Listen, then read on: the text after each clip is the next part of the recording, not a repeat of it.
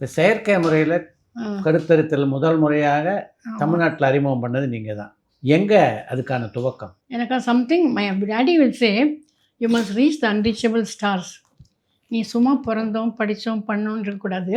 ஏதாவது புரட்சிகரமாக பண்ணி should make you put you name in the time of லைஃப்னு சொல்லுவார் எப்போதுமே. ஸோ எனக்கு எதாவது புதுமையாக பண்ணணும்னு நினச்சிட்டு இருந்தேன். அப்போ தான் first testy was born in Melbourne, United ஸ்டேட்ஸில். So I said okay I should learn சொல்லிவிட்டு நானும் அதுக்கு அப்ளை பண்ணி கால் ப்ரௌனுங்கிறக்கிட்ட போய் அதை அங்கே ஒரு வாரம் 10 நாள் இருந்து கற்றுட்டு அப்புறம் ஃப்ரம் ஸ்க்ராச் ஐ ஸ்டார்டட். செயற்கை முறையில் கருத்தரிக்கின்ற இந்த ஆராய்ச்சியை தொடங்கிறதுக்கு முன்னால் உங்களுக்குள்ள ஒரு தயக்கம் இருந்ததா? No, I didn't think about it at all. Because ஏதாவது புதுசாக பண்ணி I should create a name இந்த டைம் ஆஃப் ஹிஸ்ட்ரின்னு நினச்சிப்பேன்.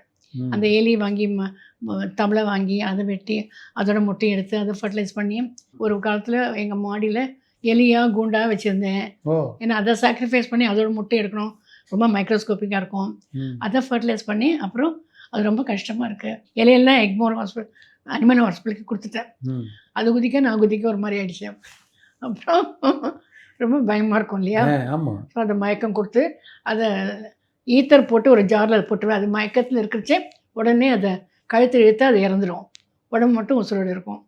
So I used to do like that and experiment in this கீழே லேப்லேயே.